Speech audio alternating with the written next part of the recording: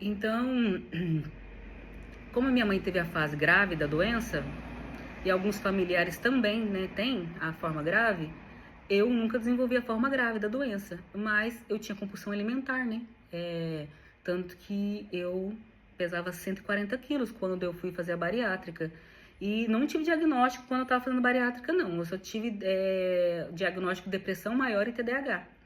Mas eu vi que realmente eu tinha baixa energia em alguns períodos, que eu não tinha muito ânimo, e o Ritalina me ajudou, mas no final ele me deixava angustiada, mas eu conseguia ir pra academia, fazer tudo o que eu precisava fazer, mas o dano era maior, então a médica suspendeu o do Ritalina, né, porque o TDAH tem essa dificuldade da baixa dopamina, né, mas isso é importante, porque se você tem diagnóstico, você se conhece, o autoconhecimento vai te ajudar a você não entrar em enrascada e fria.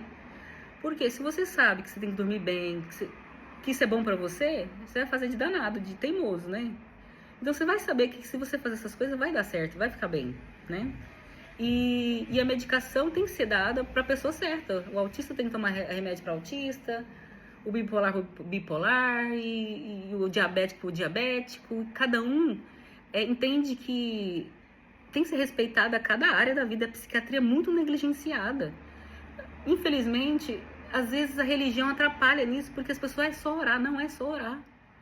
Jesus usou o barro para curar o cego, para mostrar que não é só orar, não.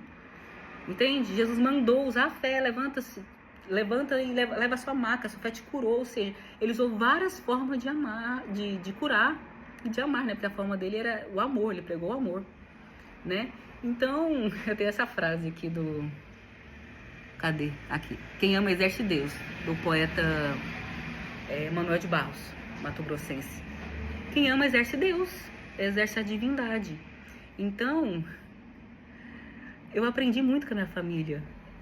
Tudo que eu julguei minha mãe, tipo, minha mãe era exagerada, minha mãe era falante, e eu queria ser diferente. Até que eu descobri que eu era igual, que eu era falante, que eu amava as pessoas, que eu amo ouvir história, que eu gosto de contar história. E esse autoconhecimento é bom, porque agora eu sei quem eu sou, eu sei do que eu gosto. Isso é bom. Eu acho que todo mundo deveria virar fase. As pessoas falam que vira aos 40. Rotina do sono. O bipolar. Por isso que o Guinness Book não tem mais desafio de quem fica mais tempo acordado. Porque no último eles tiveram que tirar essa competição, porque a pessoa teve danos irreversíveis depois de ficar muitos dias sem dormir. Qualquer pessoa teria dano irreversível, mas o bipolar já é diferente. O bipolar ele quebra facilmente. Então, se ele ficar 2, 3 dias sem dormir, ele vira a chave. A chave da mania, a chave da hipomania ou outras coisas, né? Então, só que o bipolar tratado, ele tem uma vida normal, funcional, equilibrada. Mas ele vai ter que dormir bem. Ele vai ter que se alimentar melhor.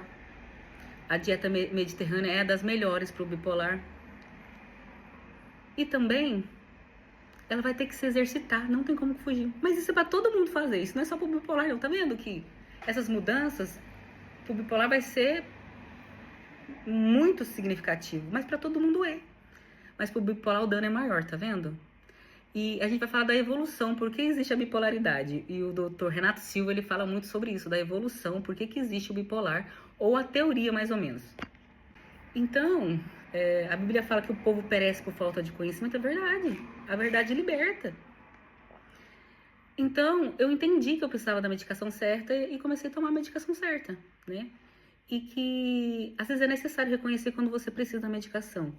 Se você tem um diagnóstico de bipolaridade, você vai ter que tomar estabilizador de humor para sempre, para proteger o seu cérebro, para você não ter crise depressiva, não ficar na mania, na hipomania, ou porque qualquer evento traumático, o bipolar quebra no meio, então ele tem que se preparar. Mas como ele se prepara? Eu vou dar dicas para o bipolar viver bem. Vamos lá. Depressão. Cuidado. O cuidado da depressão. Meu primeiro episódio de depressão que eu me lembro foi com 11 anos. Depois eu tive muitos episódios de depressão. Então não é normal uma criança desenvolver depressão. Um adolescente desenvolver depressão. Não que acontecia um evento traumático. Isso é comum. Mas do nada uma criança ficar depressiva não é normal. Então, a medicação é usada porque você está deprimido, né? Só que se você não for uma depressão que a gente fala unipolar, o ansiolítico não vai funcionar. O ansiolítico não funciona. Então, eu lembro que eu tomei o meu primeiro ansiolítico, acho que eu tinha uns 17, 18 anos, por aí. E eu melhorei um tempo, depois eu piorei com a ansiolítica e eu abandonei. Toda vez que eu tentava um ansiolítico, eu melhorava, mas piorava. Ou tinha vezes que piorava. Como foi o fluoxetina, que eu tomei 80 miligramas, que foi o médico da família que me passou. Aí um dia eu tava muito agitada, muito falante. Ele falou, olha, Janine, era pra melhorar. E você teve efeito rebote.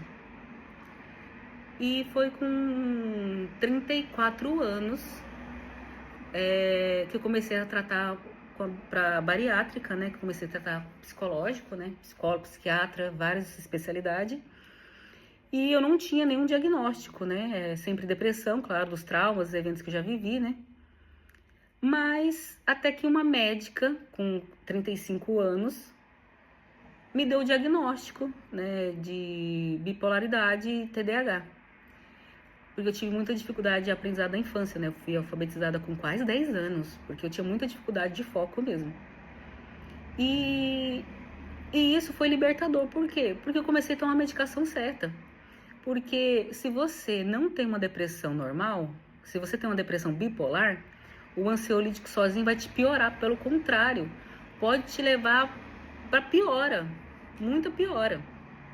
Tem pessoas que fazem loucura nessa fase, porque um remédio mal receitado, um diagnóstico não feito pode acabar com a vida de uma pessoa. Olha que triste. Vou continuar no próximo vídeo. Então, o que eu mais queria mesmo é que tivesse essa justiça social para que as pessoas pudessem olhar para a emoção. Porque minha mãe era só orar, era só ir para a igreja, mas não era isso. A bipolaridade é uma doença para sempre, é uma doença crônica. Ela é genética, então provavelmente se a minha mãe era, meu avô era, meu bisavô é família, né? Então o histórico da minha família é de fome, escassez, dificuldade, ou seja, ativa a bipolaridade muito cedo, né? Então minha mãe teve 4 filhos, e a gente sabe que a bipolaridade é muito importante o sono, né? E a gente sabe que as mulheres é negligenciada nisso. No pós-parto, ela não dorme, ela está exausta. Então, muitos quadros de depressão pós-parto e também de bipolaridade, de mania, de psicose no pós-parto. Por quê? Hormônios despenca, emoções que a mulher sente, não dorme. Ela se sente incapaz, muitas vezes, de cuidar daquela criança, né? Porque ela também foi negligenciada, ela foi abandonada. Então, hoje eu olho para minha mãe, para os abandonos, não mais com dor, mas com compaixão de saber, cara, ela teve tão pouco, ainda foi doente, ainda conseguiu fazer muita coisa sendo doente, entende? Ela conseguiu dar teto pra gente, sendo doente.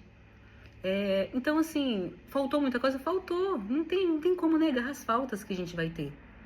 Mas depois de adulta, nenhuma falta me faltou. Não faltou plano de saúde, não faltou uma casa pra mim, porque eu sempre fui independente, sempre trabalhei em vários empregos. Eu cheguei a trabalhar como faxineira, massagista e também num prédio que eu trabalhava na recepção e dormia lá pra vigiar o prédio.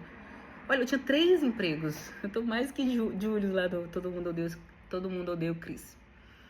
Então, assim, gente, hoje eu sou um adulto funcional, né? Tomo meu remédio controlado também, né? Pra suportar.